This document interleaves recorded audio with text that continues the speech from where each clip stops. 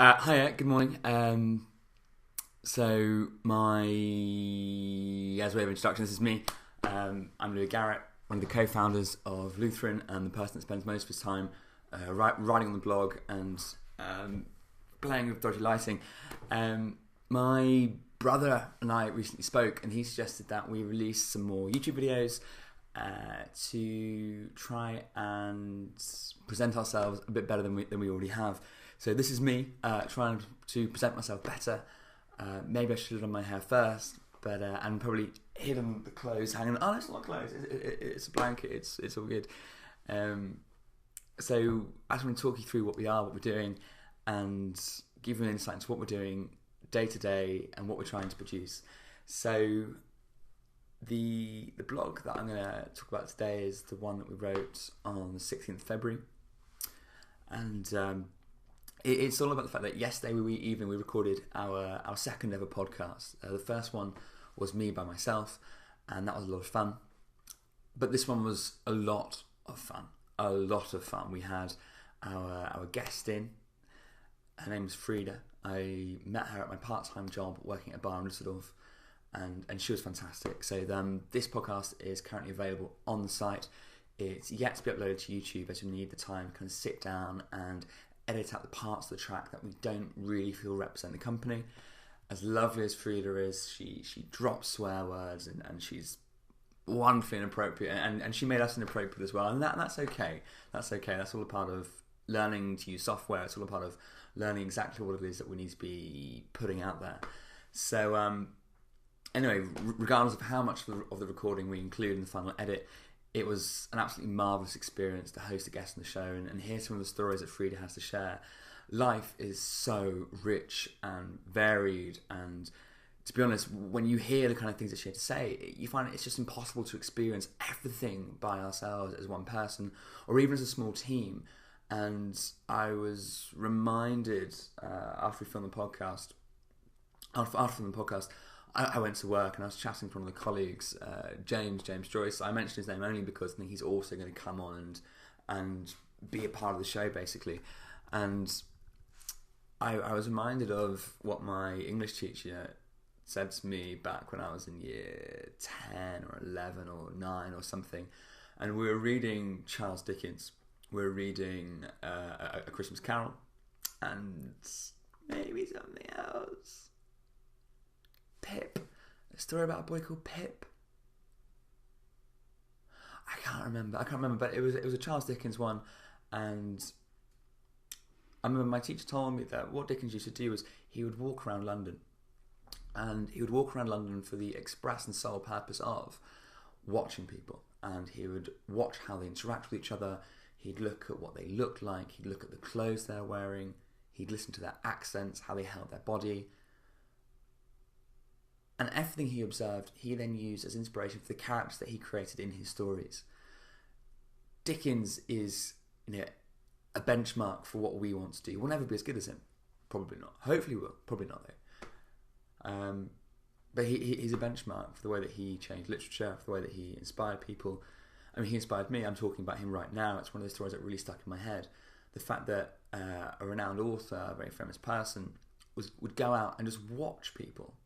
I found that absolutely fascinating, especially as watching people is not something that we kind of endorse in today's society. We tend to look at watching strangers as something that is a little bit odd, and certainly if I had someone looking at me and watching the way that I speak, I'd also find that a little bit odd, despite the fact that I'm putting myself on YouTube for everyone to kind of watch and observe. So there we go. Probably I'll think about that and in more detail. But by the end of the day, we should have uploaded a final recording of the podcast, and prefacing it will be the opening sequence that I spent most of yesterday developing. It took about 6 hours. It's stop motion.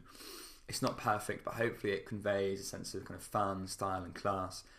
So go on it. If you're on our YouTube channel now, click on the other videos that we have. Have a look at the 2 uploads that we put up there. One is 3 seconds long. That was version 1. I've left it up there to see how we progressed and how we changed. Version 2 is up as well, and that's a bit longer. It's about 10 seconds. Should give us some opportunity to include some better music. The music at the moment is just me playing my ukulele.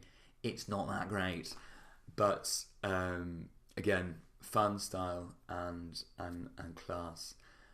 And that's what we really, really want. So we'll probably improve it in the future, maybe change the lighting on the background image, maybe change the background image completely.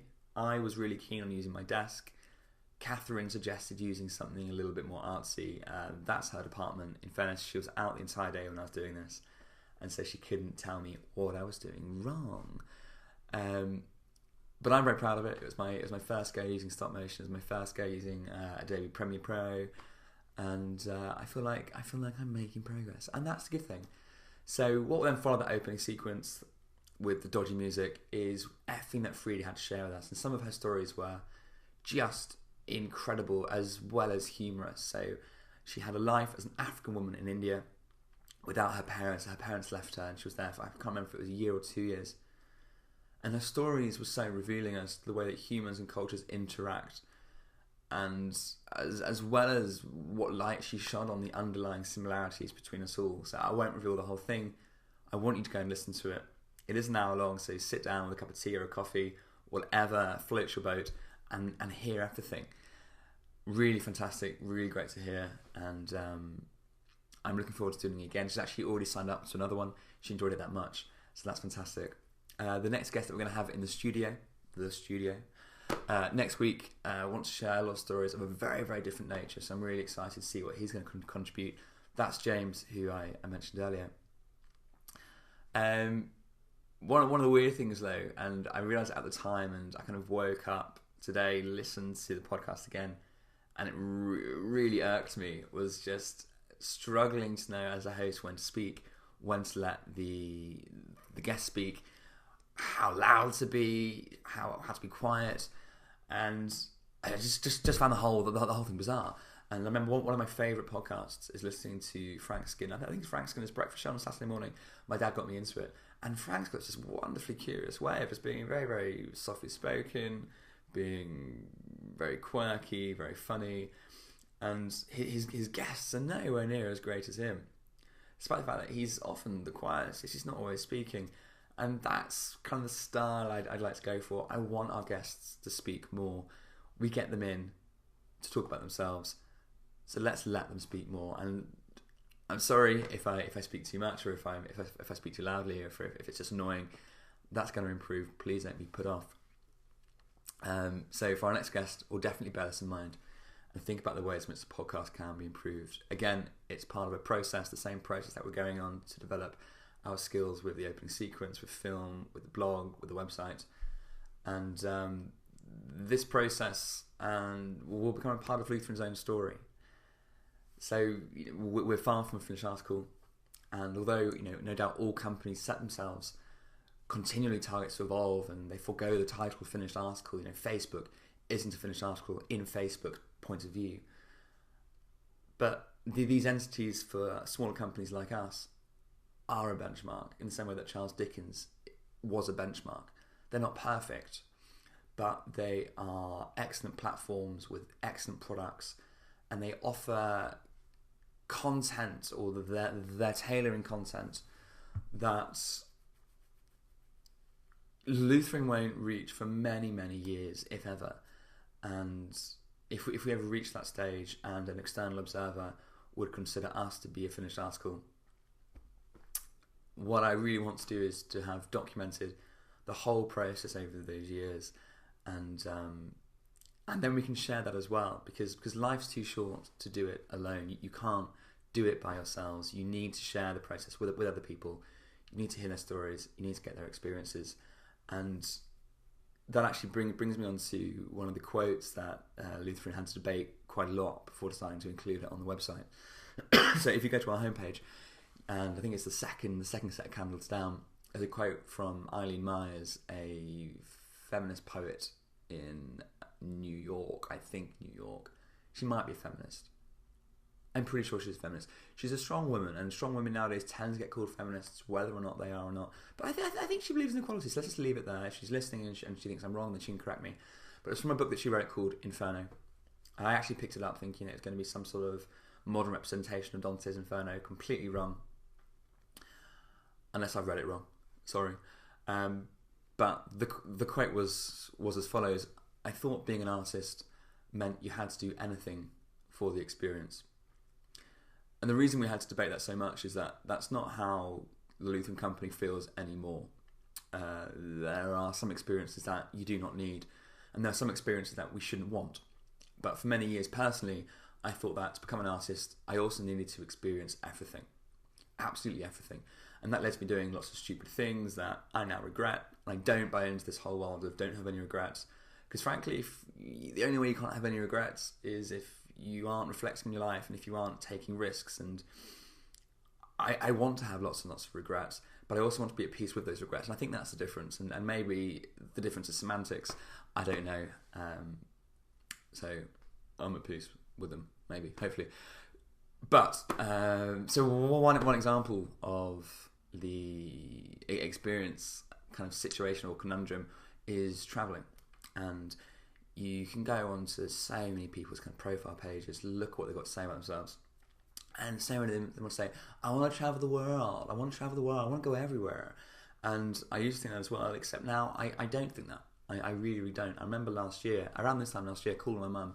I was sat on the bench and I just turned down a job offer to go to Bahrain and teach in Bahrain. And originally I was really excited because I thought I was going to go to the Middle East, I was going to go to the Gulf, I was going to pick up a little bit of Arabic, and it was going to be new and different and be a different perspective. But when I sat down and really started to think about it, I realised that I didn't actually want to travel the whole world. I have as much interest, for example, in going to Bahrain, where I couldn't openly walk down the street in my pink shorts singing I'm a Barbie girl, as I do in visiting places like Scunthorpe or Stoke or Turkmenistan or Alaska. And it might be that I end up visiting all of these different places. And it might be that they do offer a fantastic perspective, and travelling will have enriched my life and it will enrich my writing and it will enrich the design that I'm a part of. But actually I've reached a point where I want to decide what I want to experience. And what I want to experience from travelling isn't to go everywhere. It's to take the places that I admire, either from a governmental point of view or a cultural point of view or a historical point of view.